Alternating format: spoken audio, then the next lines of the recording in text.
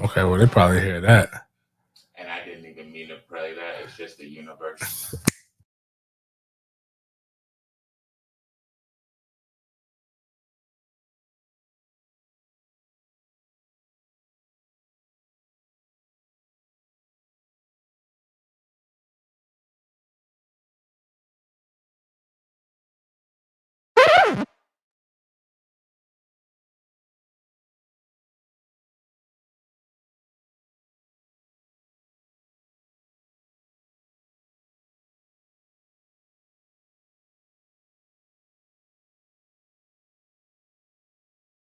There you go. All right.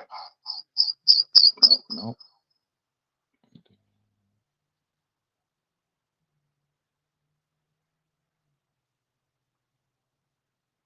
How is that possible? Yo.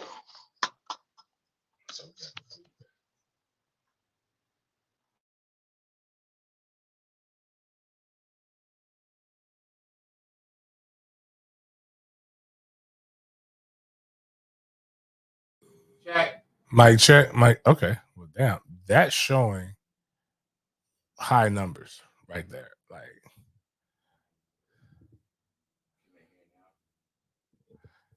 can you hear now? Ja'Cory Brown is the best available quarterback for the University of Miami. Did y'all hear that? All right. Well, okay. Try this again. Believe it or not, we literally did about before this. Before we went live, I literally did I got through the greetings. I did the Alpha Male Jacks read already. I did was getting ready to go into promo and do everything else, and then we realized we did not push go live, which is very important. We got to push the go live button to be live. And then you're telling me for the first 3 minutes, 3 minutes and 30 seconds, we had no sound. So it's going to be extremely weird on the SoundCloud if people can bear with it. Yeah, I don't listen to SoundCloud, so I don't want them to listen to SoundCloud anyway, but I need them to listen to the YouTube, but whatever. For those who don't know where you're at, this is Big Games BS presented by Den Media Group, part of Den Media Group, presented by alphamilejacks.com. Go to alphamilejacks.com for all of your performance enhancement needs. They don't do anything for audio enhancement, but they can figure out what's going on with you. Like apparently, just to use an example, I like using real world examples. So this is good. I'm glad I got that first one out the way. I didn't know what to talk about. Now, real world example in the Big Three. There was apparently an uproar on social media yesterday. There was a young man and part of another podcasting network that was they talk about different sports, and they were going on and they were discussing about why he doesn't like Florida State. And the young man went on, and somebody happened to ask a very good question, because to be honest with you, I didn't know who the fuck he was either. I knew he played in Miami because he was the Miami guy, but I had no idea who he was until I went and Googled and I looked at his Wikipedia. But a young lady, all she did was ask, like, I'm sorry, who is this person? And oh my goodness, that very low C, high E came up out of him. And it was just like, damn, I was like, man, his name is Amon Richards. But then I went and looked at his situation, and I 100% understand. He had a really good freshman campaign. Then tragedy struck, unfortunately. He had a neck injury, serious neck injury that ended his playing career, which is unfortunate. The violence of the game, it happens. But to get that blown, when people say they don't know who I am, I'm like, all right, cool. I bet. Here, this is who I am. And I put some plays up, and then, okay, now you see who I am. Like, but a lot of people like to argue about these things. And then it was so long ago that, you know what, I can forgive, like, if people say that kind of shit. But Also, the algorithm is very low T, high estrogen. Not because of you guys. It's just like I don't know what the fuck's been going on with YouTube, but YouTube has literally been cutting views on the lives, specific lives in half. Don't know why, but that's why I need you guys to go share with a friend. Tell them, hey, he's on. Get those views up. We were hitting good numbers this year. Actually, been for longer than that. Been for quite some time. But we've been struggling. Outside of the what was it? Outside of when I do Dope Boys. That Dope Boys, man, with Xavier Lee, it's actually outperformed the first one. So it's almost, I think it's outperforming Lorenzo on the whole. The Bobby Bowden, I think his Bobby Bowden reel should do better than me and Lorenzo's Bobby Bowden reel, but it was still really, really good. Like one of the best things about my show and the interviews that I'll do and the things that I talk about people, these are candid interviews. These are things that actually happen. Researchable, verifiable. Luke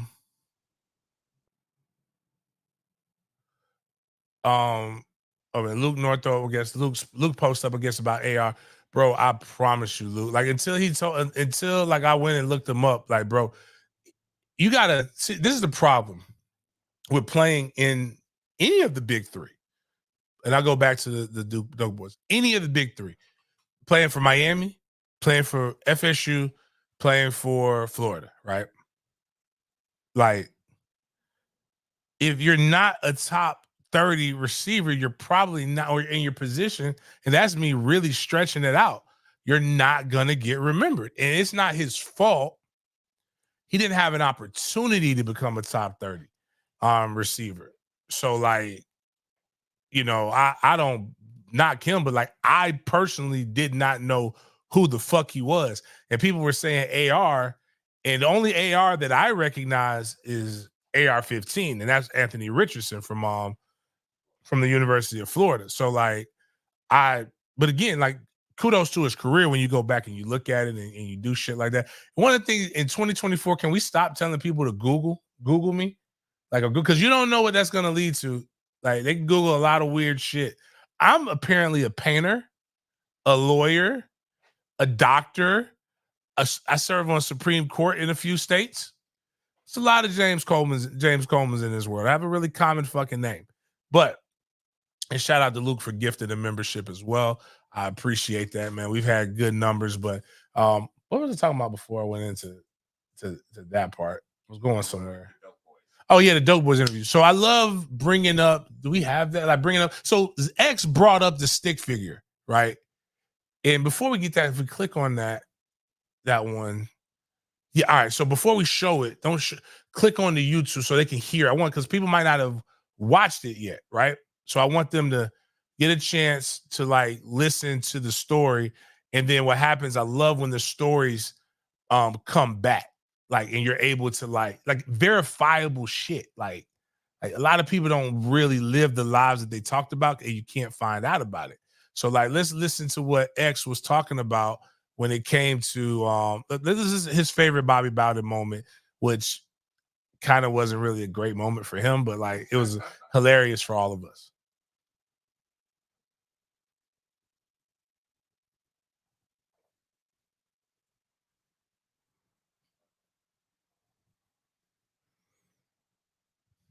Oh, you got to click up there.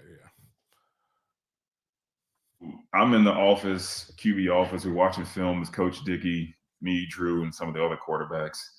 And Bobby Bowden walks in behind me because we had that grease board behind, and he draws up a stick figure on how to throw the deep ball. Coach Dickey over there taking a picture of it. Like it's just the best artwork ever. It's literally stick figure. Like Greg Carr, you throw it high, he'll go up and get it. If it's underthrown, at least he can come back and try to make a play on it or get pass interference. So he explains all of this. Then he turns to me and says, "You got that, boy?"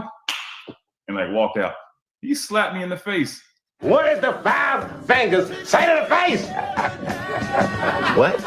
Slap! Bobby Bowden made that brilliant I actually got artwork, something slapped where me we're in the working face, on trying to and walked out. animate The some of last these time, man, things this isn't because I funny. think Like, that I'm would be willing to hilarious. risk my But career that's to go enough on drop that his one. So you got to go check out the interview with X. It was awesome. I posted on Facebook, and in Facebook we had a GA that follows me. One, shout out to Brandon Tidwell, who was a GA as well. He confirmed that this story actually happened. And Brandon was like on Twitter, is like, I can confirm that this actually happened. And what made it even better is we have the actual picture. We literally, I shit you not, we literally have the fucking picture, and it's right here. Hang this shit in the Louvre. Like, this is can we blow this up so that people can act? Like, here is the actual picture that Bobby Bowden drew. It looks like somebody throwing there used to be stickdeath.com was a website that you can go and you can see a bunch of like different scenarios where you can like unalive a stick person. This looks like that was from that website. Bobby is looks like he's throwing a bunch of arrows at another stick figure down, and then there's word and verbiage and so again, it's beautiful when it's just like seeing a picture of X when we were training and doing stuff like that. Seeing the real the aftermath of some of these things being able to live. And a lot of guys who are watching these things are they're reliving these moments through these people. And I'm just here to say, I love Bobby. That's awful. It looks like a tribal painting. Right. Yeah. It looks dude, that's what I say. That does not look like how to throw it to a quarterback, but that's again, I like that. Again, we're painting. This isn't the messing with Bobby. Bobby's still Bobby, but we're painting the great in a different light, that y'all didn't know, man. And Lawrence, it's somebody put this up to my boy. Bobby said boy to me in one interview, and then there's a video.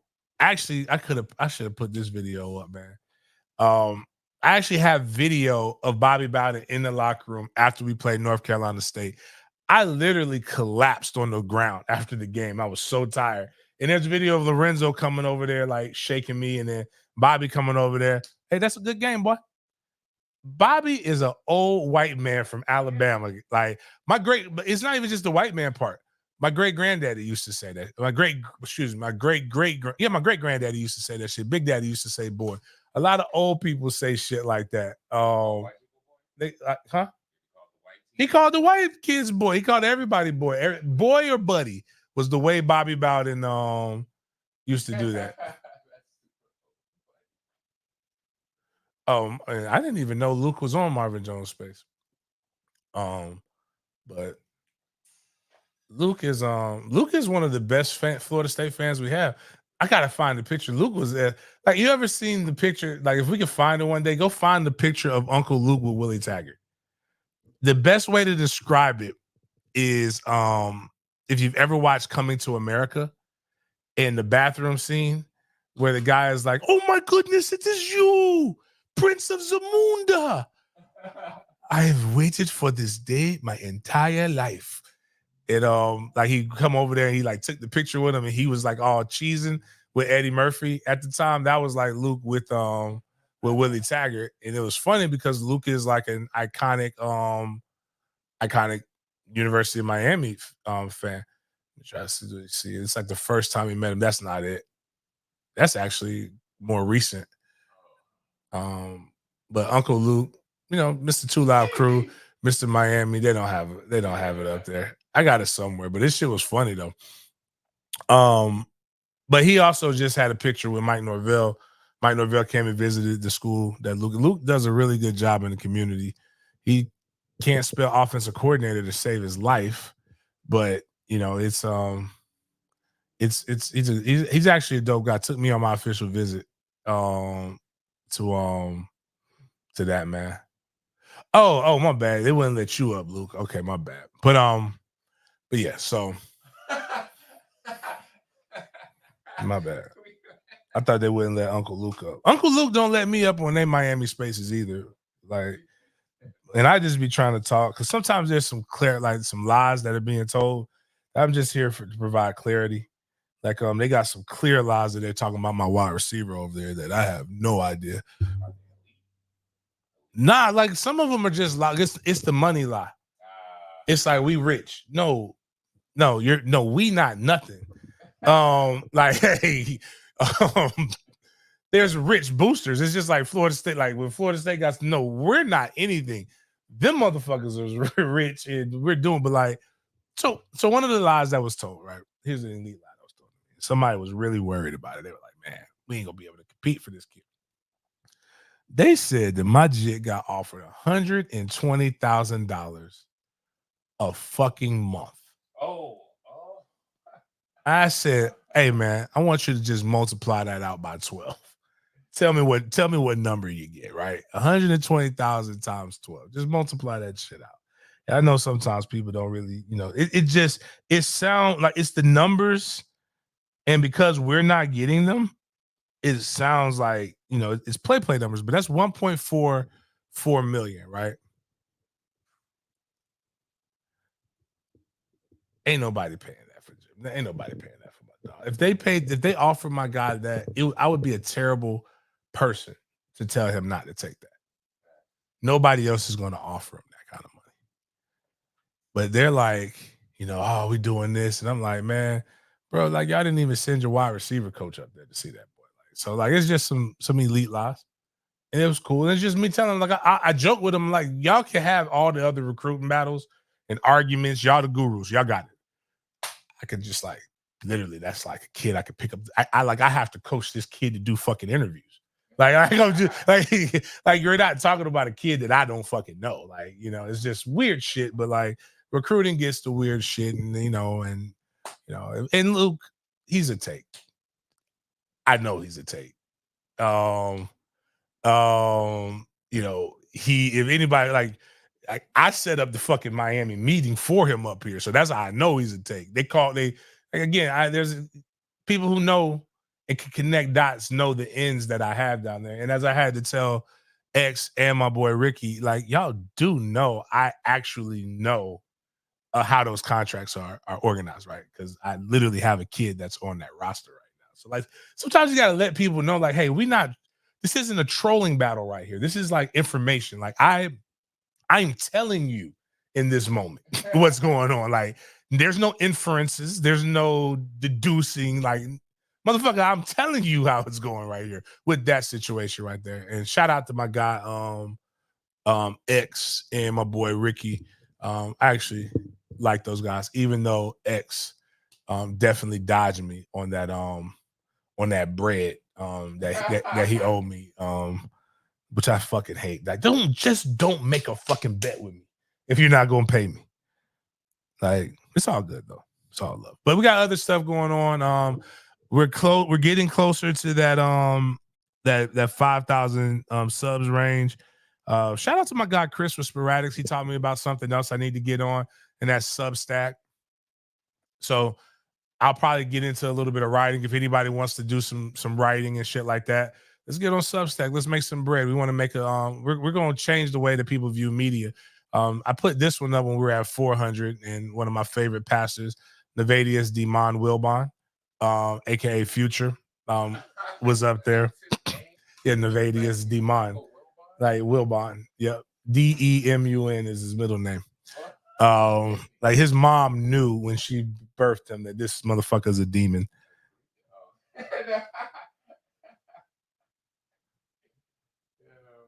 Damn, that's fucked up, Luke. And fuck that guy. My bad.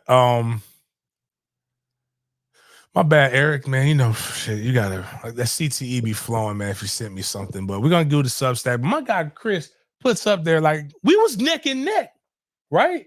He's gotta be lying, man. Fuck that shit. I'm about to look up Sporadics right now. This is the competitor in me. It's not literally fuck Chris. Like, that's my guy. Sporadics. This motherfucker really. Holy shit. God damn. Oh, I'm going. Man, that motherfucker went from being down 350. That bitch almost at 6K. This motherfucker got 5,650 subscribers now. Yeah, that motherfucker kicking ass. I need to do whatever the Sub-Zero stack shit says. Like, that's crazy, man. But shout out to him. I'm trying to get to 5,000. Want to continue to grow the channel, do all these different things. He's doing that. So we're really close. We are 325 away from that. So yeah, so we got that going. To the next thing, Miles, please. So getting our no, I'm not gonna let nobody say that. Sporadics Collective was me and him were a part of the same one. That was Rising Spear that got caught up in the BS. Like, that had nothing to do with. We talked about that bullshit collective that we were a part of, but they didn't get caught up with anything. So I read the elementary school kids yesterday. I did my best George W. Bush impersonation. It was the elementary school that I went to, Appalachia Elementary School, in Rockbrook. My knees was out, as they say. I had my glasses on. I looked real studious. Was talking and reading. Like, these kids are really, really good. The second graders asked a lot of good questions. Like, the questions that kids ask, like, one of them was so cute. The question was, what was your name when you played in the NFL? And I was like, James Anthony Coleman II. Like, I don't know how to answer that. They don't change your name. It's not like I wasn't a character and whatnot, but oh man, that's nice. See, this is what friends are for. Chris just texted me because he's feeling sorry for me and how he's kicking my ass right now. Chris is like, hey, I'm putting your YouTube in the Substack email list. So I'm telling other people to subscribe to your YouTube. Like, that's nice of him. He's kicking my ass right now and just saying, you know what? For the little people, here you go. Get better, bitch. It's but nah, the kids asked what it was. We read a book by Malcolm Mitchell. I like the book. It's like my most very favorite book in the whole entire world. It's about a young man who couldn't read his favorite book, so he created his favorite book. Going into the next thing, what was it? We got Bobby here. Oh, so I don't know if I told everybody. Next Thursday, Travis Johnson, Trap J, will be the next Dope Boy that we interview. So somebody's gonna get offended. It's gonna be hilarious. I don't give a fuck what you're doing. You want to tune into that one live. That will be the last freebie. Like, that one's going to be so good. I don't really know, because it's about the relationship too. Like, I have a really, really good relationship with Trap. Like, and then there's going to be things that I'm probably going to tell him that he's never heard before. Same thing, back and forth. Stories. Like, there's a picture up of me and Trap. And like, when I first came to college, I got so much ass because I think they thought I was Trap. Like, but I'm shorter, but we both got big heads, similar complexion. I'm wide. He's just like, it's like 6'4" or some shit like that.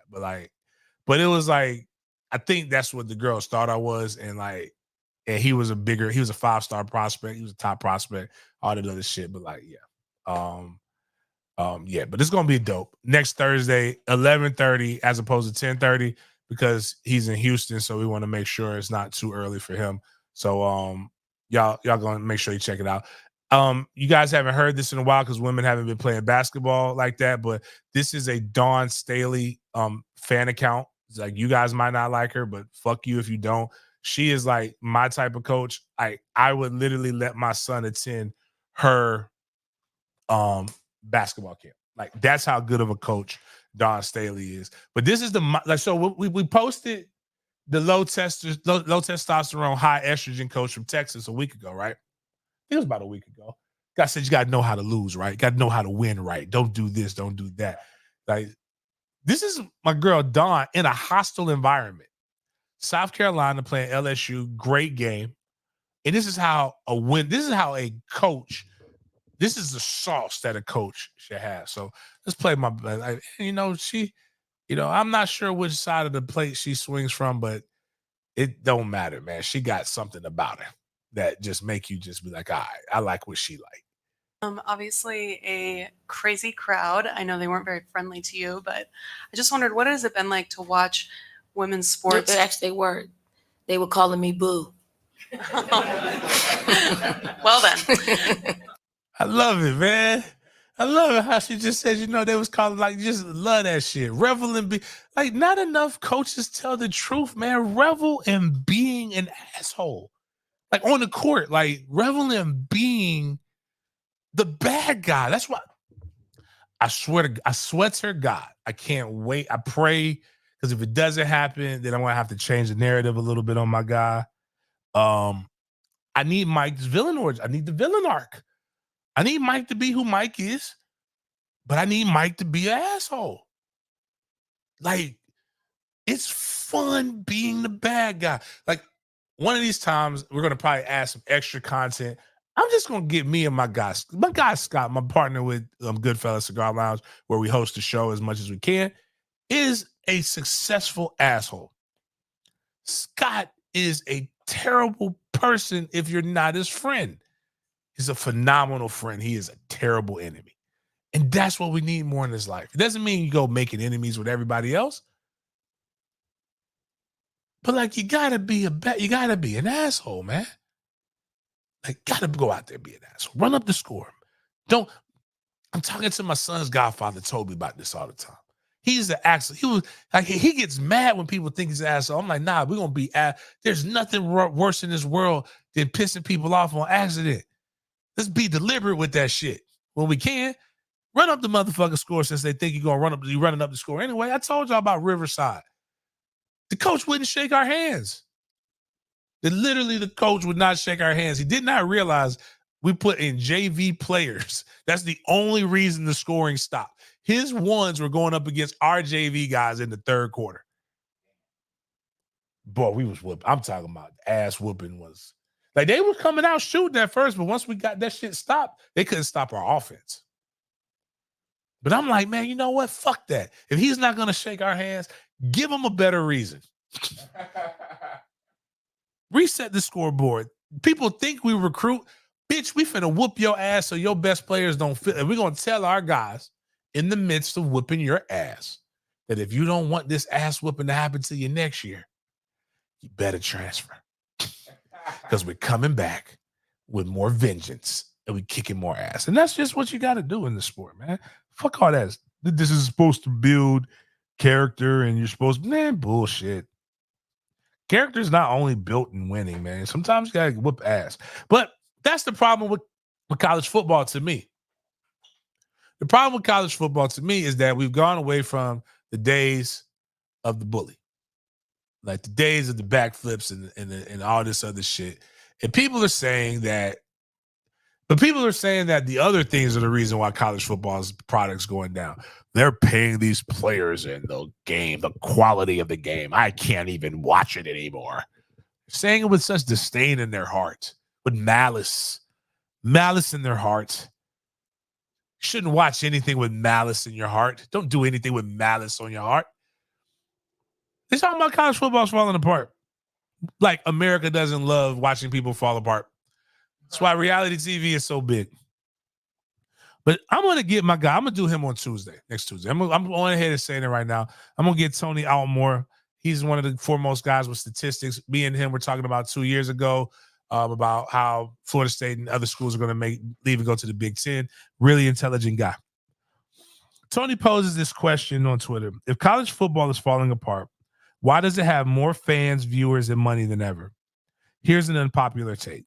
Is it possible that college football isn't quite as doomed as the naysayers? Do you think he means naysayers like Lank? Let a naysayer know.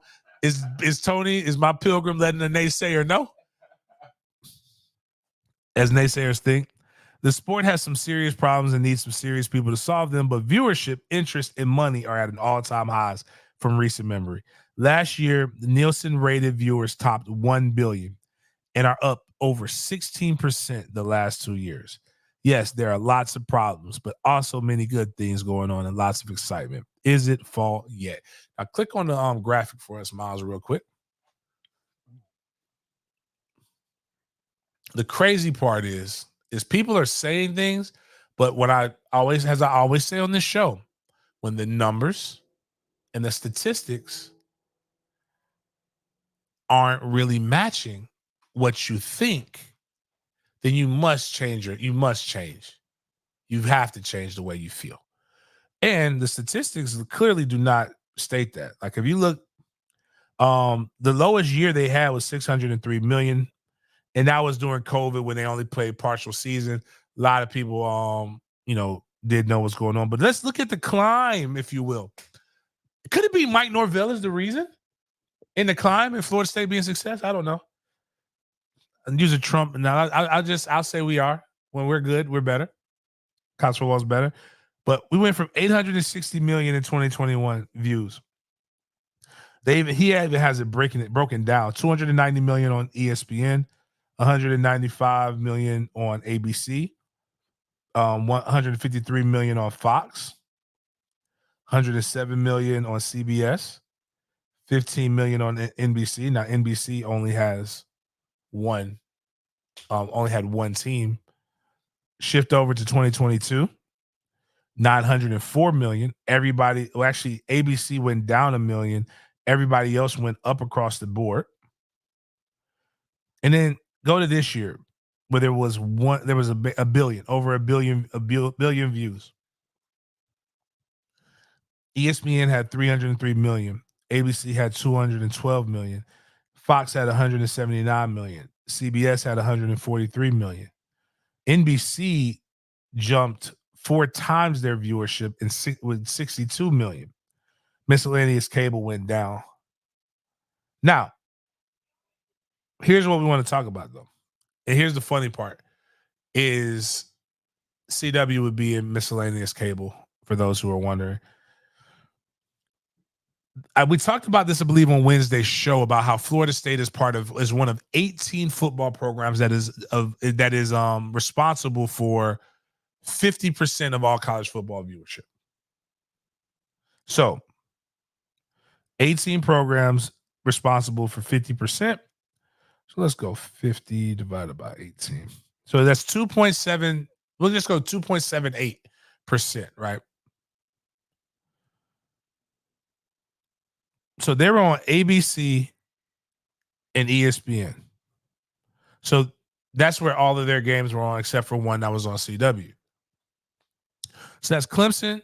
Let's say Clemson and Florida State, right? That would give us, let's do this times 2. Doing some quick math on this. I apologize to you. That's 5.55% of TV viewership was from 2 programs in the ACC, and if they left the ACC. So let's go 0.055. That's what we'll go. We'll go with that. I won't even round up. So last year, ESPN had 303 million viewers. And who else had? Was it? 300. We'll go 303. Nah. We'll go. I'm gonna do the numbers. And ABC had 212 million viewers. 212, 123, 123. Combined, that's 515 million viewers. So times 0.055. So that's 28 million viewers, 28.325 million viewers. If you add that to Fox bumps it up. Fox bumps up and jumps ABC. Which is what, if those 2 teams go to the Big 12.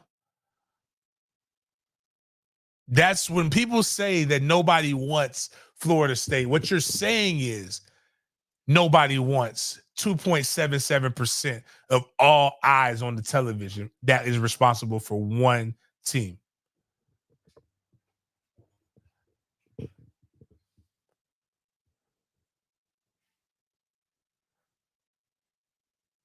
Oh man, Luke, Taylor Swift in the NFL. I can't wait to see the numbers. Everybody keeps complaining. We talked about that the other day. Everybody keeps complaining about Taylor Swift being in the NFL. Like, obviously does not know what Taylor Swift brings.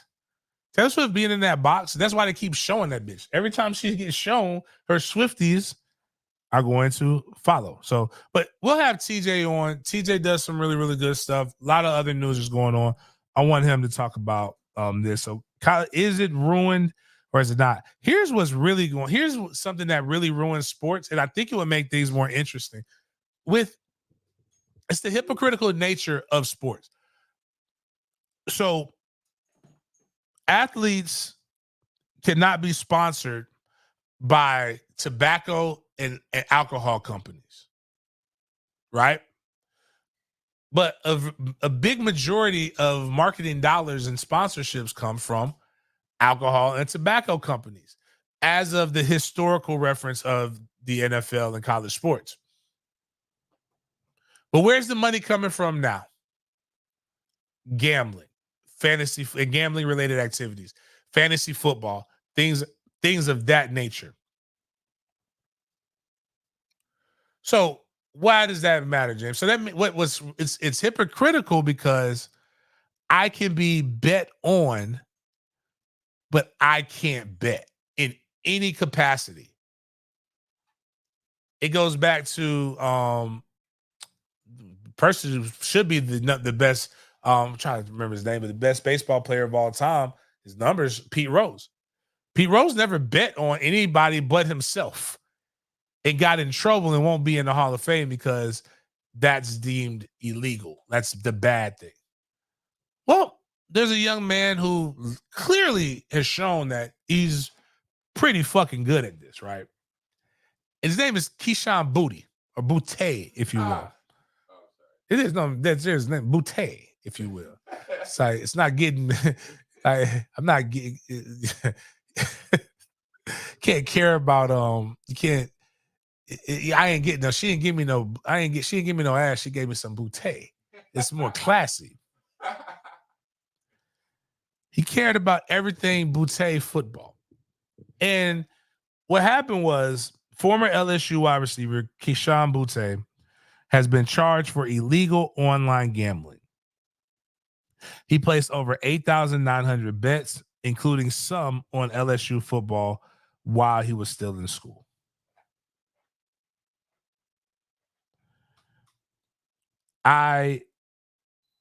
He bet on, most of his bets weren't even involved with football. But here's where it's crazy, right? And this is why I don't understand. Like, they're punishing this guy for being great. According to the warrant, during 2022 and 2023, Boutte deposited a total of $132,147.53 into the betting account. Boutte won a total of $556,267.58, but used most of that money to make additional bets. Boutte withdrew $50,282.36 from that account. So he lost money, but he made over $500,000 during the course of betting.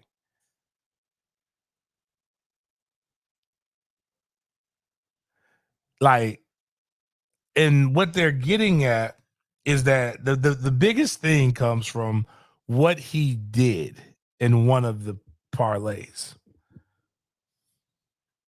He bet he would score a touchdown and rack up 82.5 yards against Florida State on September 4th, 2022.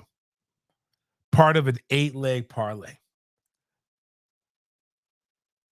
He didn't hit. He did not get to what he needed to get. In fact, he wasn't really close. Now, he did drop a touchdown. So he fucked up his own parlay.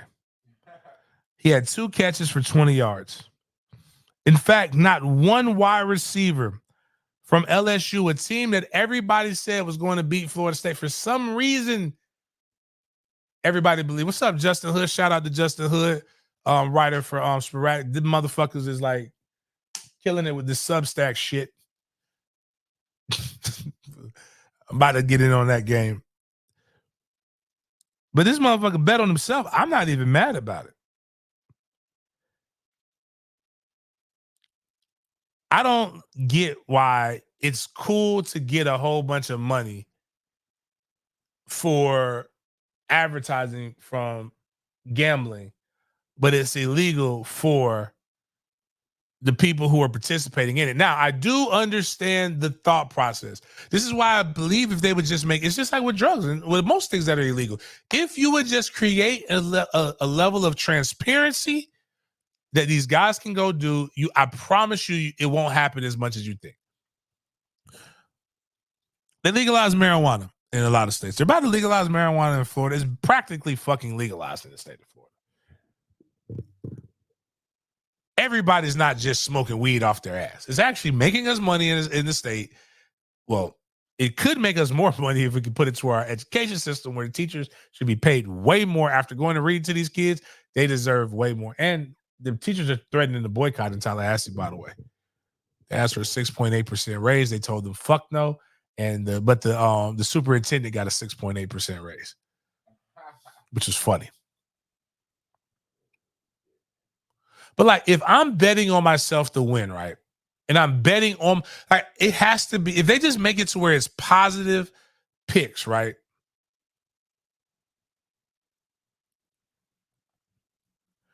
If I'm doing positive picks, then I should be able to bet on it and it not be illegal.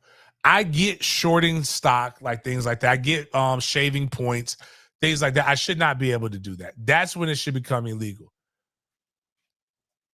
But like, if I'm just going out there, it's like if I told somebody a friendly bet, like it's no different than what me and my son does on himself for every flag football game. I say, bro, you scored 2 touchdowns, you get whatever you want. Every week, he bets on himself to score 2 touchdowns. And if he doesn't, he gives me push-ups. He loses something. I think you'll probably see a hell of a lot more people taking this shit way more seriously if they knew, and probably playing more team ball. Like, I'm gonna do a hell of a parlay on my guys, especially if I don't watch film. Imagine, if you will, a world where Patrick Mahomes in the KC, they bet P. Diddy's going to have over 200 yards. Kelsey's going to score a touchdown. Whoever wanted to name one, was it Miko Hardman, one of the wide receivers? He's going to score. Like, yeah, it won't be. But I'm just saying, think about how more motivated Miko would be. Think about the running back, Pacheco. Yeah.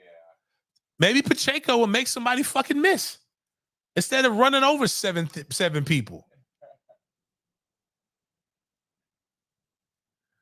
Krypton Baron, like, exactly. If politicians can play the stock market, athletes should be like, we see it all the time. Insider trading.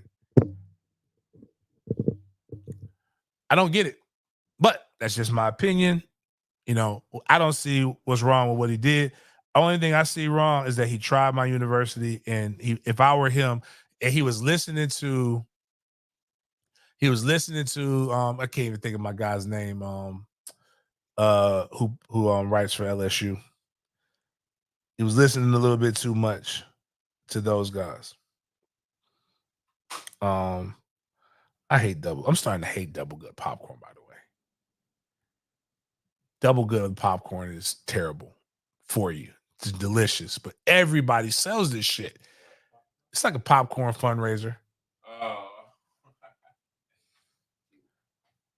And by the way, fuck Josh Pate. Just don't like him. Don't like him. Is it Girl Scout time? It is Girl Scout season. I found this out too. Girl Scouts, like different areas, slang Girl Scout cookies in different times. Oh, really? Northeast gives Girl Scout cookies in the fall. I did not know that. Girl Scout cookies in the Southeast, though, is like now. And some of them have different names. But the trefoils is good. Guys, if she makes you banana pudding with trefoils, that's love. Just letting you know you are not the side dude. You're the dude she wants to take home to mama. ACC did something on Wednesday after our shows. They released the schedule for 2024. A lot of people happy about it. A lot of people not. I just want to get the fuck out of this conference. So we post this up here so everybody can see all of these teams here. You know, yeah, there you go. Oh, that actually looks really good. Way better than on the other stuff. Yeah, we can just keep it here. So you see, obviously the conference starts off with Georgia Tech versus Florida State in Dublin. Some really cool things that go on with Florida State's schedule. Florida State only has 4 away games and they have 7 home games. And the way the bye weeks fall is rather interesting. So you get Georgia Tech and you get Boston College, 2 opponents that you should come out winning. Georgia Tech should be much improved. Boston College loses what made them really, really great last year. And you play them in Tallahassee in the hot. So, like, actually, for those who keep bitching about, well, we're going to go to the Big Ten. I don't go look at a map and go look at where Boston sits on the map. It's high as fuck up there. You know what it's not doing in August? It's not fucking snowing, but it's not 110 heat index either. You know what it is in Tallahassee Labor Day weekend? I'm going to tell you what it does in Tallahassee Labor Day weekend. It's going to rain. It's going to be really, really humid, and it's going to rain more. It is going to be hot, sticky, just sweating for no reason. We have a built-in advantage here. Unfortunately, we only have 50,000 fans that will be able to come to that game as we're doing stadium renovations, but it'll be a good test. Then you, with all these young players, you get a chance to come in with these 2 actually not cupcakes, but pretty decent opponents. Now you go into an open week where you can go rest up, learn from mistakes as you go into playing a Memphis team that we don't really know much about. Mike Norvell coached there, but that was 4 years ago. Well, 5 years ago now. Even though that guy was one of his apprentices, Memphis won 10 games last year. They're better on paper than the teams we played that before us. Then we get Cal at home. We get both of them at home, so that's also good. It's hot in Memphis. It isn't hot in Northern California. No humidity. Shout out to my boy Brian Johnson, who's a strength and conditioning coach at Cal. He gets to come back home to Tallahassee. Then we go to Dallas to play Southern Methodist University, SMU. I don't know much about them, but I do know I like their coach. I liked him when he was the OC at Miami. I'm so grateful that Mario would not let him do what he needed to do, and that helped us. That was the last time the Dyke was good, was when he was the OC. But they've got some weapons and they've got some cats. I do think we beat them. They're ranked 24th, if I remember correctly. It's our first ranked opponent at that time. Probably be ranked in the top 20 if they do what they're supposed to do. Let me go look down at their schedule. They should be ranked, because we'll be the first opponent of note. TCU will be decent. They should be able to beat TCU, but they should be ranked top 25 by the time we meet them at home, at their home place. Then we get another bye week to get more intel on Manny Diaz's Duke, who we should beat, and it should be pretty convincingly to go down to Hard Rock, which technically we only played 3 road games. We play very well at Hard Rock traditionally, Seminole Hard Rock Stadium, where we go and play the Miami Hurricanes, who at that point they'll play Louisville, and that would be a tough match. They got Louisville right before they play us, so I think they'll beat Louisville, but we'll see. We shall see. We got over 100 on the live. We will take calls once I get done. We'll do so. Save your calls if you want to get it. We can put the number on there so people can write it down. Don't call until in about we'll take calls in about 30 minutes, and then we'll let people have it. But have something ready for it. Just have something in queue, and we'll go. But right now we're gonna keep rolling. All in all, I'm looking at a schedule that sets up Florida State to have 10 wins at minimum, which will give us 3 consecutive years top of 10 wins. I believe you're competing for an ACC championship, which is what the standard is, to compete for championships. You win the ACC this year, you're in the college football playoff, period. That's the most important thing, is to win. What happened last year will not happen to you because it's impossible. They have to take the conference championship. They have to take a conference champion. They have to take 2 G5s. Like, that's part of the rules. So they can't go outside of what the rules are. So while fuck them is what we're doing, but like at the same time we get that. North Carolina should not be as strong. I don't like the month of November is Notre Dame. We should beat North Carolina at home.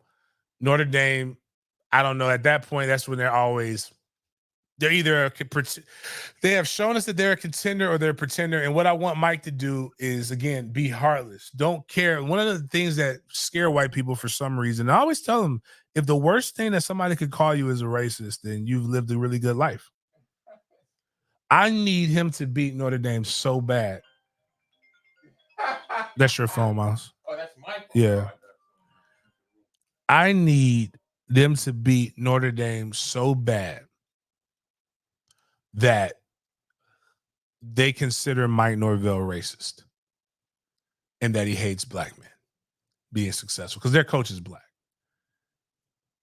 I know that's going to be tough for Mike, but Mike, listen, I've always said that I would never do this. I used to tell Denny this all the time. I'm never, like, if you say something wild, I'll be there for you behind the scenes to walk you through it, but do not try to throw me up as the black guy that's there to protect you against all the other black people because you did some wild shit. But Mike, I got you, dog. He's got a white wife. Dr. Umar says it's okay. Gotta let that go. Yeah, Dr. Umar says it's cool. So we have to let him. We have to kill him. Or excuse me, we have to unalive him on the football field. So, I like seeing black coaches, but the NFL. So the NFL has handled what we need to handle because it seems like they hiring all the black coaches now. They went from not having nobody to hiring the blackest coaches as well too as we'll get in. So go ahead, Mike, knock his top off. Knock his muffin cap back, Blue, and let's go ahead and move forward into what we need to do, into our destiny. This time every year, people forget what it's like to live in Tallahassee as well. Tallahassee is unique because we have 2 major colleges in Tallahassee. There's Florida Agricultural Mechanical University, FAMU, and then we have Florida State. Both of them have football teams that are pretty big in their respective places. FAMU is the defending black national champions, and they bring a crowd every year. FAMU fans and Florida State fans as well, but definitely FAMU fans act as if this is the first time anything has happened like this. FAMU only plays 4 home games a year.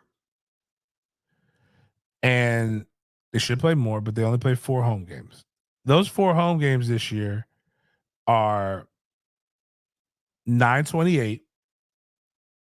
They happen to have Florida State away that day. 10/26, they did a good job. Florida State happens to be away that day. 11/16, they did a good job. Florida State has a bye that week. 11/2, they played Texas Southern. Now they played Texas Southern.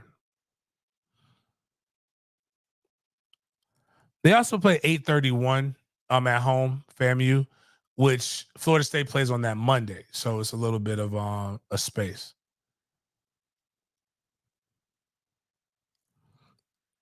11/2, they play Texas Southern. That is Florida FAMU's homecoming. One of the things that I encourage everybody to do at one point in their life, regardless of your race, is go experience the black college experience. So if you're in Tallahassee Labor Day weekend and you're coming for the Boston College game, go to the FAMU game on 8/31. Enjoy it. Should be a good game. It really, really should be a good game. No joke. And then go enjoy the FSU game on Labor Day. Go get some food, man. Some really, really good food. A lot of seasonings over there. Go to Conk Man Conway. It's been a great time to go to Conk Man Conway. Now, 11/2, the city will be lit. That is FAMU's homecoming. That is also a home game for Florida State where they play the University of North Carolina. They're trying to blame this on the damn they're blaming the schedule on FAMU's athletic director too, by the way, which is fucked up. Like y'all just you hate her. We get it. We get it. They hate FAMU's athletic director. She had nothing to do with Florida State schedule or anything to do with FAMU football scheduling. The ACC does Florida State scheduling, and we are dictated by ESPN and ABC. Like the only thing we can do is schedule out of conference game, but we don't get to dictate. Like we know whether we play. Like those are the games we can pick. Like we can schedule those, and then they'll schedule around. You get was it 3? Yeah, 3. No, it's got to be 4. Notre Dame is technically we have 4. Notre Dame is an out of conference game. We have to play them so many. The city's going to be wild, by the way, and people are already bitching about hotel prices. Like hotel prices aren't always high in Tallahassee. Here's news: if you're coming to Tallahassee on a weekend from August through December, outside of 1 weekend a year, 1 weekend out of that, maybe like Christmas, the third, no, shoot. One person put like, oh, they already prepping for Florida State to have a home playoff game because it's right. I was like, dude, that is when graduation is. It's going to be expensive. You get a reprieve in January for a little bit, but guess what? It hikes back up because Tallahassee is the capital of the state of Florida. Legislators in session. All the hotels are booked with people that are going, especially during the middle of the week. Don't travel during the middle of the week if you want to get a cheap hotel.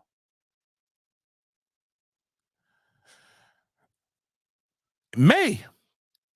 First weekend in May. Excuse me. Yeah, first weekend in May. There's graduation. Don't come to Tallahassee.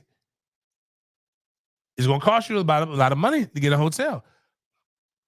Don't come to Tallahassee during Parents Weekend. Don't come to Tallahassee during any of the move-ins. Basically, Tallahassee is you're not going to get a cheap hotel in Tallahassee. I can tell you how to get a cheap hotel in Tallahassee, but even that is limited. If you are a member of the Media Group and you happen to need a great rate on hotels during graduation weekend, during football season, or any of those different things, and you don't live in Tallahassee, that's why you got to come holler at. That's why the membership has its perks. The $399 can get you a really good rate. Last football season, it was $350 a night, and you didn't have to have a 2-night minimum.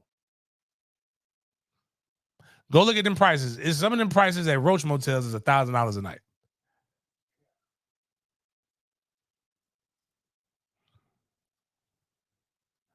But you want to know the other thing, why James Coleman says he wants to go to the Big Ten instead of the SEC? Because damn near every place in the Big Ten is in a major metro. Major metros have fucking nice hotels, and SEC is all in small town, rural Southeast. So all I'm saying is, don't worry about it. Miami, can we click on Miami's schedule? Miami's schedule here, I believe, they start off with the University of Florida. I'm going to be honest with you. I think they win that one, but I don't know much about Florida. Miami start off right. They should Virginia Tech might give them a little trouble because it's at Virginia Tech, but I doubt it. They should be undefeated or have one loss if they have a slip up going into Louisville.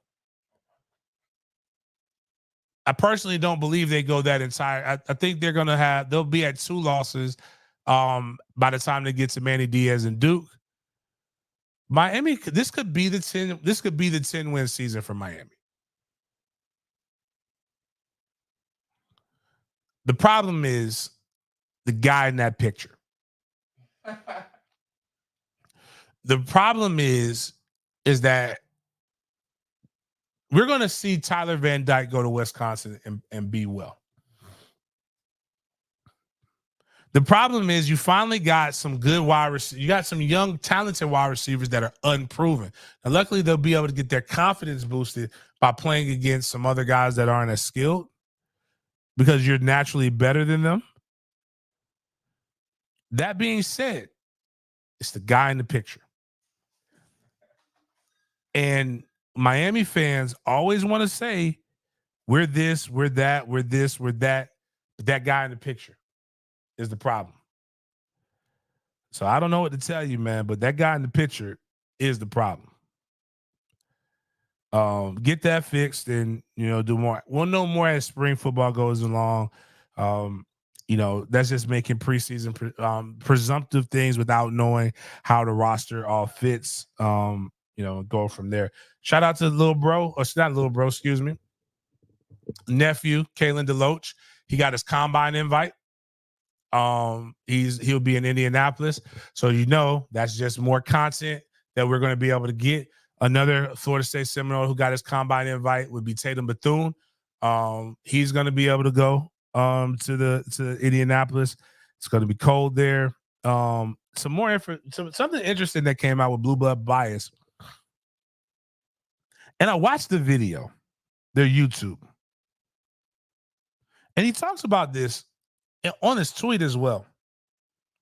And this is why I always tell people, again, I know the alternative sources of media in Florida State we're the problem, right? It's big game. Big game just doesn't do this. And, these guys want to try to get, like I told my guy, if he wanted to bump, he can always bump. But he brings this up. He said, Oregon is being accused of tampering with a Florida State player. In December, FSU running back Rodney Hill entered the transfer portal after an NIL dispute. An FSU reporter is now alleging that Hill was in contact with the program before he entered the portal. Zach Bluestein claims that Hill's camp reached out to Oregon, and there was communication via back channels on how much Oregon would pay him. Why Oregon? The two sides were already familiar with each other, as the current Oregon running back coach was at FSU in 2020. Keep in mind, the whole time, Rodney Hill was still on FSU's team, practicing for the bowl game and not in the portal. Once FSU head coach Mike Norvell reportedly found out about this, Hill officially departed the program. For more in-depth details about the situation, I just dropped a video going over all of it. It's going to be the first reply to this post. And he dropped it. And really what his whole video was the 247 message boards, which is really ironic because these motherfuckers talk way too much. And this is why the players get upset. And what happens is when I'm like, oh, we have this, we have this, we have that. And I'm like, all right, if you have that much proof, why not just present the proof? Yeah. Like you wrote an art. What you did was you wrote an article. You write articles on hearsay. They had proof that Josh, like even in all of this, Rodney Hill's entering the portal. I thought I'm gonna be honest with you. News to me, I thought Rodney Hill had already entered the portal. But yeah, I thought Rodney Hill had committed to FAMU in December before the bowl game. You can't commit and not be in the damn portal. And now Rodney's walked on to Miami after he turned down, FAMU. And a lot of stuff is being talked about money. I can promise you this, he didn't get a goddamn dime from FAMU. FAMU doesn't have an NIL. You know how I know FAMU doesn't have an NIL? I was FAMU's NIL. A couple of those players were doing stuff for me. But he's going down to Miami where he will be getting money, but that money is going to pay for his education. Like, that's an expensive ass education. I can promise you that. And hopefully he performs well enough to be able to get a scholarship, to be able to, do what he needs to do. Shout out to Rodney Hill. But a lot of this stuff, like I always tell people, you get 90% of the shit that I get, I don't even report about. Because there's no way to prove it. It's Quote Denzel in Training Day, it's not about what you know, it's about what you can prove. Josh Farmer is entering the transfer portal. That boy said cap. Like legit, literally responded to the tweet saying cap. We know you entered the portal. Well, we have the documents. It's real easy. Present the fucking documents. You don't have to burn your source. You just like a screenshot happens. Like you can show a screenshot. You don't have proof. That's the truth. You don't have proof. What you have is Josh was upset and was talking about entering the portal. I can see that. That's happened before. He's also 19, 20 years old. They talk about a lot of shit. As I joke with people, I was transferring my first 2 years every fucking day. You get through it. You work it out. But that doesn't get people to subscribe to shit. You got to be the first. You don't got to be correct, and you don't go about it. This motherfucker that signed a contract now. Like, where was the energy? I don't even think people really come back and say, I thought he was gone, man. 247, y'all said, man. Jit was out of here, but now he signed his contract, though. But you said you knew it, but would you think you fucking scared him into staying by reporting that shit? You think that's how this shit works? Like, that's the problem. The problem is sometimes you fuck up. Players fuck up, but people don't want to admit when they fucked up. But what happens is when somebody else fucks up, they quick to say, see, this is why you need to listen to only us. Man, get the fuck out of here. You was wrong. It happens. And now you're sitting here, you accusing, because I'm gonna tell you the person they're accusing is a guy that I happen to like. His nickname is Meatball. He's a running backs coach at Oregon. He's a guy who I met when Mike Norvell first got here. I saw him at the combine last year. He'll probably be there again. Let me tell you about Meatball, right? Meatball used to be he played in the NFL. He used to be like a police officer, if I remember correctly. He wanted to give back, wanted to give kids an opportunity to go to college. He walked over to Mike Norvell and basically asked Mike Norvell for him to be able to go over there and get an opportunity to coach. Mike Norvell gave Meatball his shot. If it wasn't and Mike Norvell took him from Memphis and brought him to Florida State. Meatball, a real loyal dude, man. Real loyal dude. And that's to insinuate that Meatball, again, Rodney Hill is was a redshirt freshman last year. He came in 2021. Meatball left with Kenny Dillingham to go to, excuse me, my bad. He came in 2022. Let me make sure I tell you, because I don't want to lie. I actually try to give as much accurate information as I possibly can. Pride myself on that. I also don't mind saying when I'm wrong. All right, yeah, class of 2022. So Meatball was there in 2020. Kenny Dillingham left in 2021. He took Meatball with him. Like, they left before we won, right? So there might have been some contact, but it wasn't a lot of contact. So he left when Kenny went to Oregon, and he stayed at Oregon. But like, I don't see that. I don't see that. I don't see tampering. And he's at fucking Oregon. Let's just look at. Let's look at what Oregon roster. Again, sometimes things make more sense, right? When you got to flesh them out. Let's just. Maybe their roster sucks. I don't know. Let's look at what he has.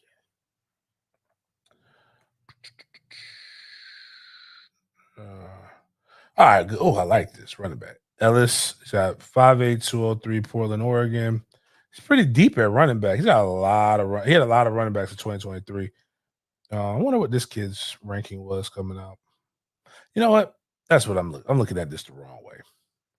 Oregon 247 commits. Just look at 2024 football commits for Oregon. But they had the number 5 overall ranked class for those who are wondering.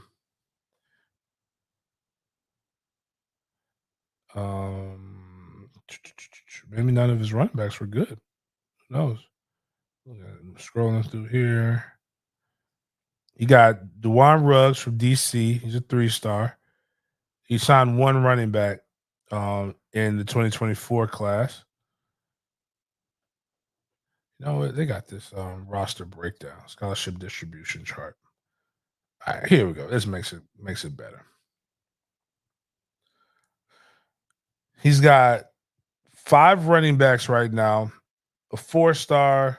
Oh, he's got a guy who's a 2-star. That must be a walk-on. I mean, I can see. Now I'm looking at this. I can see Rodney being able to go out there and play.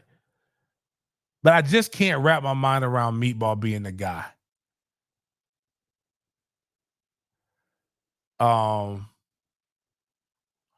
Gridmaster put the story claims Hill's camp reached out to Oregon, not the other way around. Now, he's literally writing what was on the 247 message boards. So, but if he reached out, if their camp reached out and they kind of like went back and forth, then that would still be tampering. You can't talk technically, not technically. You can't talk to a kid who's currently enrolled at another school until they hit the transfer portal. It happens all the time though. Like the left tackle from Alabama that went back to Iowa. He talks about how Iowa was talking with him the entire time. I'm not going to snitch on any other information that I know. That literally is what's been out there. He said Iowa kept up with me. Again, how the game works, that's just, the game is the game. So just very interested. Again, that's just the FSU news. We already talked about the schedule, UF schedule. I'm not even going to go into all of it. If Billy Napier is still standing at the end of November, that man deserves some flowers, man. Florida's schedule starting November 2nd. They play Georgia at Jacksonville. Currently, Georgia's the number 1 ranked team in the nation. They play Texas in Austin. Texas is currently the number 2 team in the nation. They play LSU at home. LSU is currently the 14th ranked team in the nation. They play Ole Miss at home. Ole Miss is currently ranked the number 7 team in the nation. Then they play Florida State at Doak. And Florida State is ranked the 16th team in the nation. If all of those teams do what they are possibly projected to do, they would have played 5 straight top 10 opponents.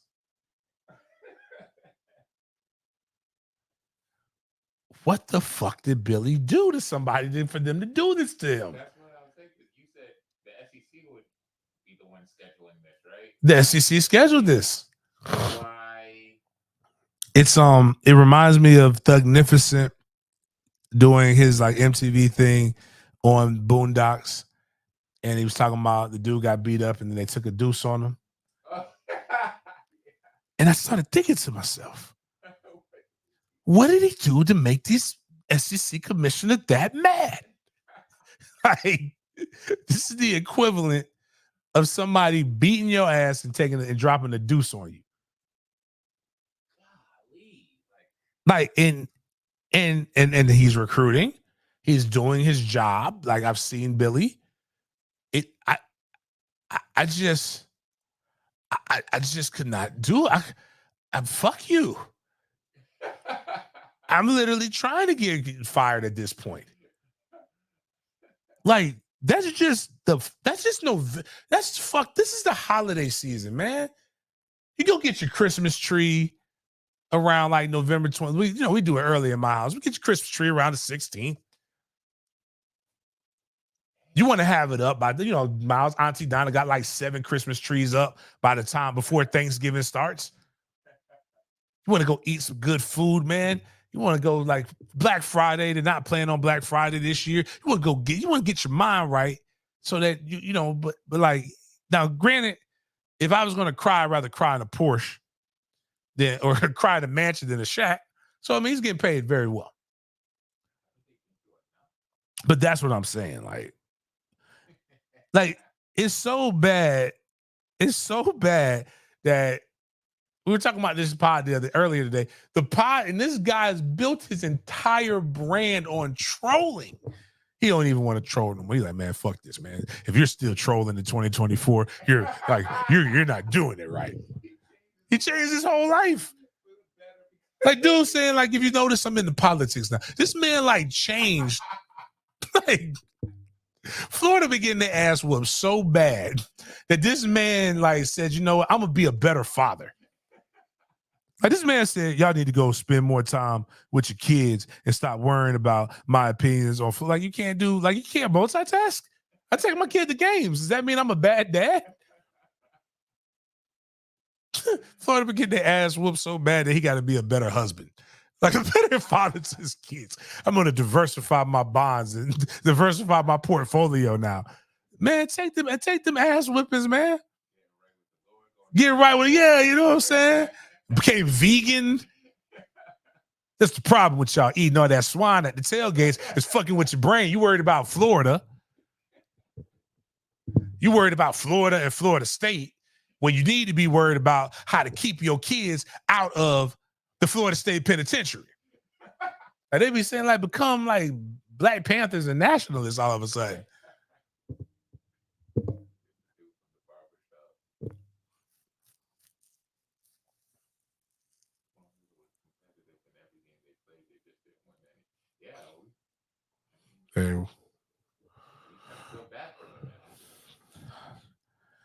I mean, the cool thing is there's hope, right? If they can figure out how to beat Miami, right? They figure out how to beat Miami. They have a chance to actually finish September at worst 2-2, possibly. They haven't. They got to beat Miami. If they beat Miami, they can go undefeated in the month of September, which is the worst. Which is the worst thing that could possibly happen for them. They're giving them hope because here's the reason why. You got Miami, and Miami's Miami until they prove otherwise. You got Texas A&M at home. Texas A&M has a new coach. You have Mississippi State at Mississippi State. They have a new coach. You've got Samford. If they lose to Samford, I'll be unbearable. Be unbearable. Now, October, a little different sassiness to October. You start off with UCF. UCF wants to whoop your ass. Then you play Tennessee at Tennessee. They owe you an ass whooping from last year. Then you get Kentucky, and Kentucky has your number. They're a more physical team than you. Which is fucked. Actually, I just thought about it. Your September is good enough to give you hope, and your October is murky enough to snatch it away from you. And your November is bad enough to jump off the top of Ben Hill Griffin Stadium at the end of it. Like real talk, and this is me speaking as a concerned person. I love you guys, right? Outside of football, I wish you good things, but I wish you no success in football. But like outside of that, I got some good friends who are Gators. But you got 1, 2, 3, 4, 5, 6, 7. So you have 7 chances to be bowl eligible. If you don't win 6 of the first 7 games, your ass is staying home again. Like, do you know how wild that is? Like, bro, that is tough. Like, your first 7 games are do or die. Like, it's literally, dude, there is no hope in this. There's nothing in this schedule to tell you. Like, what do you tell these people? What do you tell What are you telling recruits? People say money changes everything. Yes, that's kind of true. Mercenaries get paid to win wars. But if a mercenary knows this is a losing side, what good is the money if I can't spend it, if I'm not alive to spend it?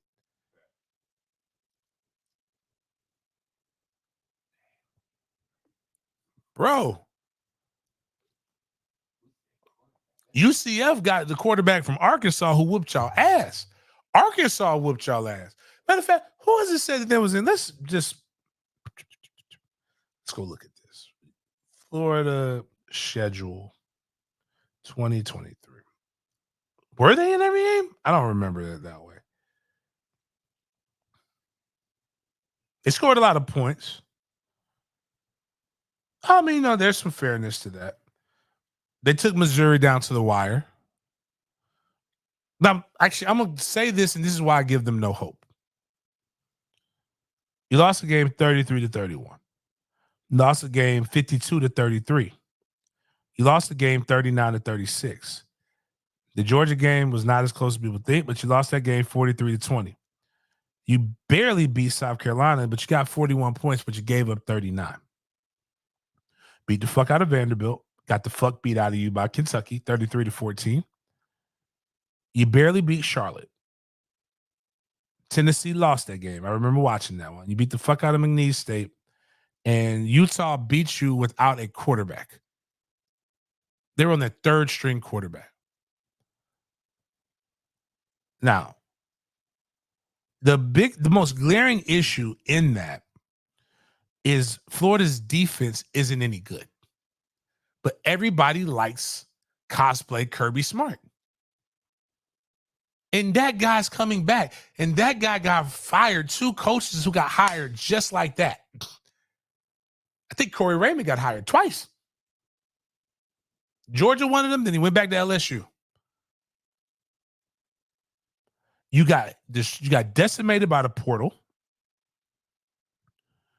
And now you're going up against Cam Ward. I think Cam Ward's a quarterback can beat you.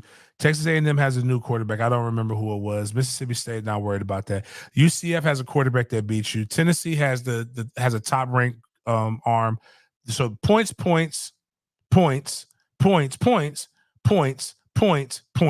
You're facing teams that can literally beat the fuck out of you from a points perspective. You lost your entire offensive line to the portal damn near. You don't have any real weapons at wide receiver that are threats right now. And you lost your best running back, one of your best running backs. The other one came back. So, like, the concern is that you couldn't stop anybody, and now you don't have anybody to put the points up.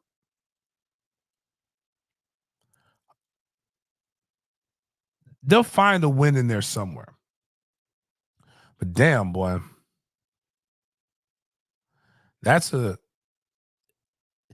biggest recruiting job that Billy Napier is going to have is that he's going to have to convince these motherfuckers to come out week after week.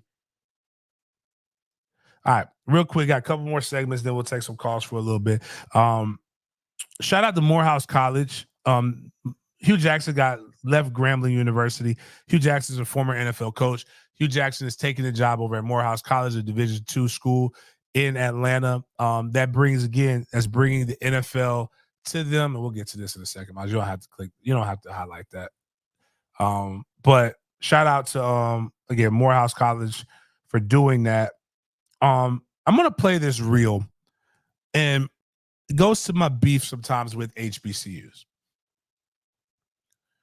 HBCUs, like, sometimes as black people, we if you speak with distinction and confidence and a tone, and you're a woman, you can't argue with women, because if you disagree with women, they're gonna go through the normal things that they normally. You sassy, you gay, you don't get no hoes, or you like argue. You just want to argue with women all day. But social media gives everybody a platform, and everybody doesn't deserve a platform. And sometimes people are just loud and wrong and don't know how to admit that I don't know how shit works. So let's play this intelligent. Now, she seems very intelligent and her heart is in the right place, but she's dead fucking wrong with what she's saying and doesn't even know it. And it's proof in her comments. Oh, we got to push the unmute. It's right there at the bottom. Jordan Wall of sneakers under their new brand partnership with the Jordan brand. You know, Michael Jordan, I'm going to need every Howard Bison. Come here. Step forward. Take a look at this. I'll meet you on the other side. The Howard Wall reveal.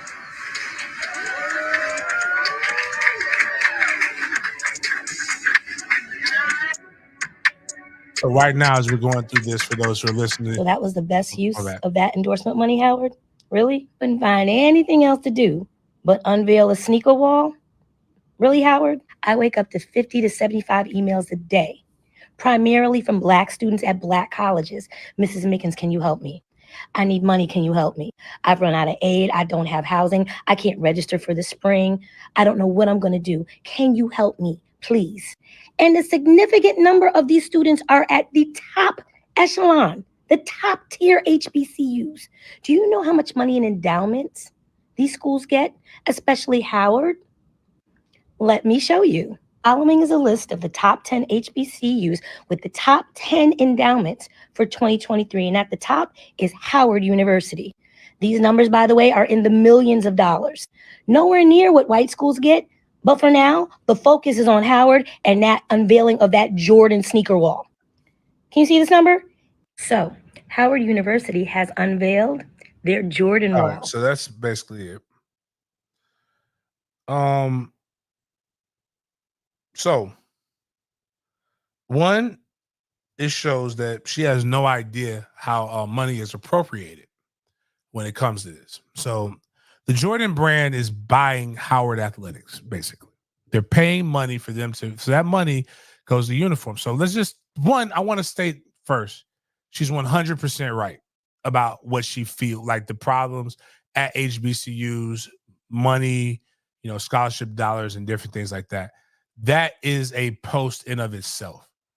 But a wall that probably costs $10,000 to make is not probably what you should be attacking as like why the issue. Secondly, that money, like when people write checks like this, that money has to go to a specific thing. So she talked about endowments, right? So there's endowment scholarships. There's people who write checks that say, I only want this to go to students. I don't want this to go to athletes. I want this to go to specific students. Sometimes they get very specific. I want this to go to the math department. I want this to go to the law. I don't want this to go anywhere else. Endorsement deals go to the athletic department. So even if that wall costs them all the money in their department, that is the appropriate use of how those funds were earmarked based upon who gave them the money. You don't get to say, oh, I'm going to take this money and I'm going to put this into this pot right here. It's a situation where you had a righteous cause, but there's no need to, this is what pissed you off, then maybe you should go learn about how this shit works, man, before you open your fucking mouth. And the problem isn't with her opening her mouth. The problem is she gets checked in the comments on this. And instead of just saying, damn, you know what? My bad. I ain't really know that. Oh, my bad is worse. She fucking deactivated the comments.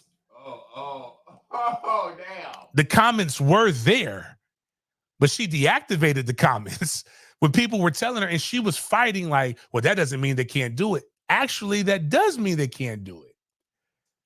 Or they'll be liable to get the funds removed from them. Or at worst, if somebody doesn't want to look like a dick in the media, they'll just say, I ain't never giving you this money again. But for 20 years, they have a deal. Estimates are between 200 million and such like that. Cannot find the actual money for it. That goes to this. And I don't know if you realize this, but like games aren't played for free. Like, you know, like, and I know black, we love the hookup. We love a good hookup with black people, but like, you gotta like pay for this shit. Like when those guys, when Howard goes somewhere to play a game, like they're not getting buddy passes. Like it costs. They have to pay the transfer. They got even if they don't fly, they rent a bus, right? They got to pay for the bus.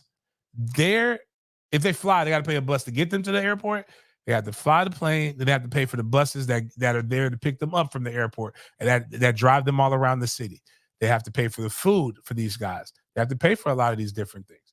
And it's an opportunity. Again, she has a righteous cause, but I think sometimes you can maybe if she's as connected as she says, which I believe, I have no reason to not believe her. You probably should just ask one more question. Like, hey, how are these monies appropriated?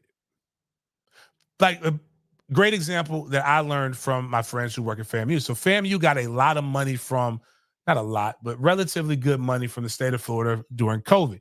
That money was specific, could not be used to go towards athletics. It could only be used to go towards academics and doing things like that. Same thing with the funds that they got to renovate the stadium, which is if you go into FAMU, it actually looks really good. I think they still need to take a couple more steps, but the stadium renovation did look good. That money could not go anywhere else but to that project. Florida State has a project where they got a lot of money. I think they got $20 million that was earmarked to them from the city of Tallahassee, similar to what FAMU got. FAMU only got like $5 million, whatever. But Florida State got $20 million, if I remember correctly. That money can only go toward renovating Doak Campbell Stadium. And you know what Florida State has too that's just not as often talked about? Kids who go there that don't have money, that need more academic money, that need this. Now, the other key is what she probably could have done a better job of with this video. Probably wouldn't have got as much traction because a lot of people are telling her that she doesn't know what she's talking about, especially when you shut down your comments or whatever. But like, why don't you show people where to go for endowment scholarships? Florida State has a lot of money in endowments that go unspent.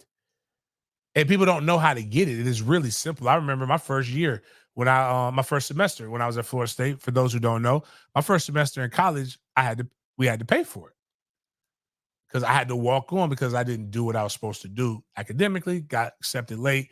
They call this a blue shirt. But I knew people in financial aid, which is what they always tell somebody: free game by big game. You always want a friend in the financial aid office. One, you don't ever want to stand in them long ass lines. You can always just go visit your friend in the financial aid office. I skipped the line to go speak to Miss Gail all the fucking time. And you know what Miss Gail did for me? She found me money. She talked to me about endowment scholarships. I had to go to this place. I had to pull them out. There's like a research thing. There's a bunch of different endowments for a bunch of different reasons. Literally, they get as specific as they want to.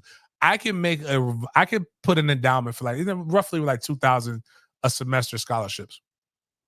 I could put an endowment down that states that I want that this money goes to anybody who graduates from Florida high school that's 6 foot, that walks on to a sports team, and that's African American. Those are the I can make those the qualifiers. And if you chip, oh, that's me. I get it. I get the money. You could have done that, but instead you chose to take a shot at something that upon half a second of research or people who are educated. And then the crazy part is instead of taking that and learning, like sometimes when I post something and it's inaccurate, if somebody corrects me on it, I'll pin the comment and then I'm not going to take it down. And people are like, why don't you take it down? Because I don't want you to think that I'm right about everything. Sometimes I'm wrong. And I'm learning just like you're learning. But in this movement of, oh, you just want to argue with women or you just want to do this, or you want to keep a black woman down, or keep a woman down. It's not just that. I've seen it with white people and other people as well. But shit get old, especially when you loud and raw. And Hard in our defense with all that editing, you know. Mhm. Had to admit you're wrong after you done did a whole video and you got your captions on right. I mean, it was good. I mean, listen, to be honest with you, if she was going for engagement, she got it. Yeah. And it'd been a great time to build a retort to the video. Just be like, hey, do it again. Be like, hey, I learned a lot about Howard. Kudos to Howard. This would have been a great time to say, man, this is where here's where HBCU got it right. But, you know, You know what? Actually, she lived the shirt that I have on right now. It's a great quote in life. If you don't know what else to do, when in doubt, apply brute force and ignorance. Just keep your head down and just keep hammering. Eventually, something will come out of it. Anyways, before we take calls, getting ready to take these calls, guys. Shout out to the NFL. The NFL, wow, boy. The NFL went from not having nearly enough black coaches. We had but 3.5 last year to now. I think they're going over the top. I think we doubled the black coaches that we had in a year. And it's wild because all people have been asking for so long is for a chance, right? And what's cool about this last cycle, because obviously for those who don't know, the Patriots got my guy, I think it's OJ. That's is it OJ? I forgot the guy. Anyways, they got a guy up there, Gerard Mayo. I don't know why it's the OJ Mayo. OJ Mayo is a basketball player, I think. Gerard Mayo, he's the Patriots coach. Pierce is staying in Vegas, and then now you've got they got some of the blackest guys too. Like Gerard is one of them solid black. Do we have any white Gerards? That'd be awesome to meet a white Gerard. Yeah, but like what I know I've never seen is a white Raheem. I met a white Tyrone and it was crazy. Raheem Morris, what makes this one good is typically when coaches get fired in the NFL that are black coaches, a lot of them don't get that next step up, that next opportunity quick. Raheem Morris was fired from the Bucs, did his thing, showed that he was still a good coach, and now he is getting one of the blackest head coaches' names in the NFL is going to one of the blackest cities in the NFL. Raheem in Atlanta? That just seems like a lot. That just seems like it's not going to work in like 3 to 5 years. But shout out to Raheem Morris. Continue to do that. You saw what happened with the Texans hired their black coach, automatic NFL playoffs right away in a dysfunctional franchise. Now, to their defense, they had hired 2 black coaches before that. It just worked with this one. They had Lovey, and then they had I forgot the other guy. I didn't even realize he was black, and he was just really he looked like he could pass. He was Simpson colored. Are we at the point in the NFL where it's giving you actual cachet, cultural cachet to have a black coach? No. I think they just want to win. It's kind of like perfect example. Cam Newton was talking about this on the Breakfast Club. Like you close your eyes and you open them up, and then realize we might not have it. Where are the white quarterbacks? Like it's a lot. Like I remember when it was really like I remember Tom Joyner used to say like in the Super Bowl, who he's rooting for because he doesn't have a favorite NFL team. Whoever has a black coach, head coach, or whoever has a black quarterback, that was the team he was rooting for. To where now it's like, boom, you have a lot of them and a lot more than what you're used to. And it's like what happens is you either adapt or you die. Progress is only painful to those who now have to include others or feel others have equal opportunities to them. Like it doesn't bother me like that. Like for example, if I like this, I can't wait to see this white DB from Iowa run. Doesn't bother me if we got white DBs. If that boy goes out there and balls, I'm gonna be like, man, that Pilgrim nice. But if in 15 years we start noticing that there's a lot of white Pilgrim DBs out there, that means that kid did his job. And you know what? I'm gonna shake his hand and be like, if I ever see him, and be like, you're goddamn right, man. Like you sat there and you faced discrimination, and every day people had to believe that you couldn't do your job, and you had to be 2 times better than the black DBs. Which is actually, when you think about it, is really not a bad thing. Like what our parents taught us, like African-American parents taught us that. Like you have to be 2 times better than other people. But like it actually fueled this. And now that's going to have to be said to other people. And it's kind of like, now they're like, well, that's discrimination. No shit. That's what we were saying before we finally had to beat the fucking wall down to get a chance. But it's cool. Progress is dope because progress adds flavor. And now we're seeing things that we have not seen before. But shout out to Raheem. We'll see where he goes with that. But progress to those who the world was built around seems painful. And it gets crazy because you start saying shit that you critique people for and that don't even make sense. And that would be Clay Travis. Clay Travis, who is brilliant at getting people to fucking comment on his shit, even though sometimes he doesn't. It's the next one over.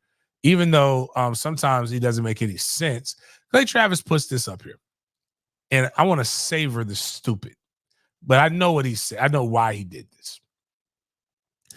If Bill Belichick were black, the fact that man, it's funny, and I'm not mad at Clay for saying this. It's great engagement. He's got 1.4 million views on this. He's going to get paid for this. If Bill Belichick were black, the fact that no NFL team would hire him would be the number one story in sports media and presented as evidence of the NFL's systemic racism all day long on ESPN. But since he's an old white guy, no one is even paying attention.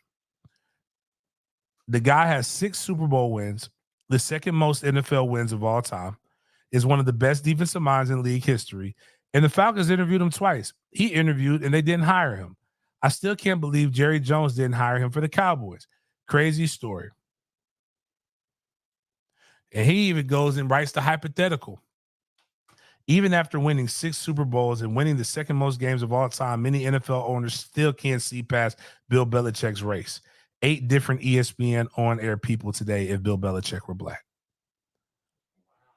Wow, he went in there. You want to know what he said about Bill Belichick this time last year? Anybody want to take a wild guess? Remember when we all spent a decade or more debating who mattered more to the Patriots dynasty, Tom Brady or Bill Belichick? Boy, that was really dumb debate. It was Brady, and it wasn't even close. Even you think he's old and washed, but it doesn't fit. Again, when people talk about, it's funny who people call race baiters, right? This is a race masturbator. Like, he masturbates off of opportunities like this. It's not the fact that the motherfucker is 72 years old. He should be riding off into the sunset, just like other great coaches. Nick Saban just rode off to the sunset. Unknown caller. Hello? Hey. You calling to be on the show? Okay, well, cool. All right, hold on. We'll see how this goes. What's going on? Can you hear me? Yes. All right, go ahead. What you got? I just wanted to know if you knew anything about the NIL things that went on with FSU, or what's going on with Florida as well. If you could speak on either one of those. This is your first. How long you been? Have you listened to the show before? I'm just asking. Quick question. John Barton. Oh, Crip, we did like whole episodes of this, bro. I know. I did. I hadn't. Do you remember which episodes to the show they were? right now, Crip? We talking about Bill Belichick. You over here throwing off the show, but we'll talk about it. I appreciate you calling. I appreciate you. I'm just giving you a hard time. The other thing was just FSU facilities. FSU facilities. Are they doing anything? Yeah. Yeah. So, all right, cool. No problem. Well, I knocked those out real quick. To summarize the FSU NIL thing, basically, they got too close, too familiar, too relaxed with the rules. They had the money guy, a coach, and a prospect in the car at the same time, which the money guy was not supposed to be able to meet with the prospect because you can't entice. That's basically what we got slapped with: enticing and inducing. Those would be 2 words. Man, damn, with the glasses, man. I feel like I say those words so much easier now. But that's what we did. We basically got hit with a 2-year slap, of which a lot of it was served last year. 5 scholarships between this year and next year, and our offensive coordinator has a show clause, so basically he's restricted a little bit. Now, the Florida one, they're basically going off of the Rashada thing. They haven't actually been slapped yet, but basically what you cannot do. This is why I tell people it's impossible for us to know the numbers because the numbers cannot be negotiated before you're a member on campus. That means somebody's fucking up and really messing up the opportunity to get that kid. So Jaden Rashada was really offered that many millions of dollars Florida technically is still on the hook for it, and the fact that they did not pay it means that was trying to, again, entice and induce him to sign with the University of Florida. So they're either going to have to pay it or they're going to have to serve fines, different things of that nature, which probably doesn't matter, which is part of the reason why he'll probably be there. UGA has some things that they've done. Colorado has some shit that they're going through. Ohio State's probably on the hook next. Miami's on the hook coming up as well. Florida's penalties probably would be a little bit be similar to it. Because that's if they actually have proof that the money is really there. The money was offered what it was. Now, as far as facilities, they're currently in the process of Florida State building the football only facility. I went over there last week. You literally the parking lot's basically roped off. They're tearing down one half of the stadium, and I think they can only use the indoor practice facility. They're about to start. I mean, the indoor practice facility would be the base of the football only facility. So, but yeah, so that's basically that right there. All in all, going back to Bill Belichick, this is funny because he's bringing this up and there's really no basis to it. He wasn't even fired. They chose this part separate ways. And just because you interview with somebody doesn't mean that you're that. And he does have a phenomenal resume. If he were 65 years old, if he were 60 years old, I can promise you he would be hired very, very, very, very, very, very quickly. But the fact that he's not, and he's 72, like, you're going to think about the teams, Clay Travis, because again, Clay doesn't think. Clay doesn't think critically. Clay thinks fiscally. And he knows what he's doing, and he's pandering to his base. But if somebody were to think critically in this team, very few teams have coaches just walk right off into the sunset, right? If a team is hiring a coach, that means that team sucks. Now, what also has Bill Belichick said he demands? He wants to be the general manager and he wants to be the head coach. Nobody wants to give up that kind of responsibility to somebody, especially for a franchise, because they don't know he's not going to be here for a rebuild. He's not here. He's not the guy you want for the next 5 years. That means we have to fire somebody. Yeah. And his coaching tree that might come with him. McDaniels and all that. So that's the crazy part.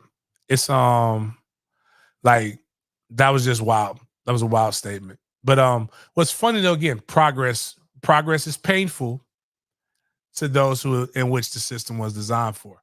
Because now now you have to share a little bit. And even Belichick ain't even tripping like that. Belichick like, shit, I'm old as fuck. The only way you know what? When people like that make the demands that they make, I'm going to tell you why they do it. They do it so they won't get hired. Or it's going to be such a good deal that they can't turn it down. Like, sometimes when I tell people, like, for me to get a deal, I do it with training clients all the time. Like, when somebody says, hey man, how much is it? I want you to train my kid one-on-one. I'm like, all right, it's $200. Luke. And I'm like, all right, whatever. All right, we're going to take this last call. Shout out to my guy, Luke. He donated enough money today to be able to at least be able to take this call. What's up, Luke? Hello? What's up, bro? You on? Yeah. All right. So fans of the show are going to appreciate this. So Ike and Booty step into the bar. What happens? What, Mike and Butte? No, I said the Dyke. Oh, and Booty. Say step into the bar. What happens? I don't know what happens. They're both getting thrown under the jail.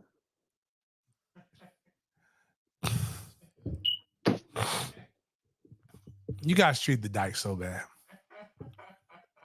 You know good and damn well that man was point shaving like I even describe it. That's Pete Rose. That's Butte. That's everybody ever. Calvin Ridley, the cousin of Calvin Ridley, the best friend of Pete Rose, all of that lumped together. That is the level of vitriol and hate I have for the Dyke. Jeez.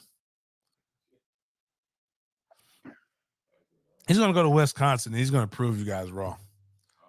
Oh, he's not proving me wrong. I know he's going to ball out, but he's not going to ball out until he's faced Fed charges. Until he makes what? Until he's faced those Fed charges. Oh, His time's up. That's funny, man. But no, like the show has been great today, and then that was cool to see a Gator fan on there. I'm glad we're diversifying the brand. Oh, Crip been one from day one. He's been My consistent. man. He's been consistent. I just never heard his voice. It was crazy. It's first time. But he could have hit me with long time listener, first time caller. I want to hit you with like I used to love those. Like, yeah, long time listener, first time caller. I'll take your comments off the air. That's how you're supposed to do a Crip. But you know, you good with me, baby. But not him. My guy Fatal Jedi. A couple cats been here from since I don't know if Fatal was here. I think Crip was here from when we were on terrestrial radio, and this was plugged up while we were just doing the show. So it was long time. So, but yeah, man, you got anything else? Real one. The only thing I'll say is for you betting folks, I like the Chiefs money line this weekend, and I like the 49ers money line. So log in that Hard Rock. Let me know, Raising Cane 87 on Twitter if you want my promo code for your first $100 free bet. Let's get that bread together. And then, James, I know it's way too early to say, but I really like the Canes against the Seminoles in Charlotte for a rematch. Oh, wow. Whoa, y'all going to the ship. Y'all gonna beat y'all beating Louisville? The Louisville game is my toss-up game with the Florida State. I really don't see us losing to the other cream puffs on the schedule. Now, then again, we do have AARP members playing. We have coaches that don't know how to kneel. And then we write checks that are probably going to get us put in prison. But that being said, I definitely like the Hurricanes against the Seminoles and the ACC championship. I think we both have the easiest paths and the best teams. You know what, man? I'm gonna say this. Change your goddamn fire the alarm. So I'm hearing the beep, and or you smoking. But that's cool though. I'm just joking. All jokes aside, I do want to smoke detector. I do want to see I want to see more about Cam Ward. Here's how I know Miami will be back, right? And for the last 3 years, I don't know why Gabe Urethra does this. But our guys do this too. So it's not just y'all guys. Maybe a 247 thing. They show the worst possible spring practice clips. Like, you'll see them drop back and they throw the ball right into the dirt. Like, I've seen this. I asked one time, I was like, you shitting me? Is this the clip from last year? I know this ain't a new clip of them throwing the ball into the dirt. And they show but if I see Cam dropping back and just some completions, I'm gonna be like, oh shit, these motherfuckers might be back. And James, you know the powers that be. You know my film degree. Go ahead and put me on, bro. Said the powers that be. We'll get some good clips out there. All right, man. I'll hit you up though. Nah, all right, all right, good shot, Luke. That's my guy, Luke. Not Luke. Threw me off because now I get it. Oh, Luke didn't get on there. I thought it was Uncle Luke. I'm not saying, man, Uncle Luke's my guy, but like Luke didn't get on my bad. The coffee hadn't matriculated to my brain yet. So on that note, man, appreciate you everybody for chopping it up with me today. The show was pretty fun on a Friday. Make sure you stay tuned. Go check out that Dope Boys with me and Xavier Lee. Go check out the clip about him with Bobby Bowden. And stay tuned for next Thursday. Next Thursday is going to be, I promise you, it's 11:30. Don't give a damn what you got going on. Be live on that one. That one is going to be epic. I'm sure there'll be clips for days. We might eat off of that. We might treat that one like Christmas ham. We may just be eating off of that shit for quite some time because Trap J is not only incredibly intelligent, he's extremely vocal about how he feels. It's kind of like me with a but I have a governor. He doesn't have a governor on him. He just says how the fuck he really feels. So if y'all people think I say how I feel, you should listen to Trap. So That will be next Thursday. I believe we'll probably have another special show next Tuesday. Outside of the normal BS Monday, Wednesday, Friday. Then I don't know what we're going to do the week of the Super Bowl, but it's going to probably be the first show will probably be late. No, because I'm flying out to Vegas on Sunday.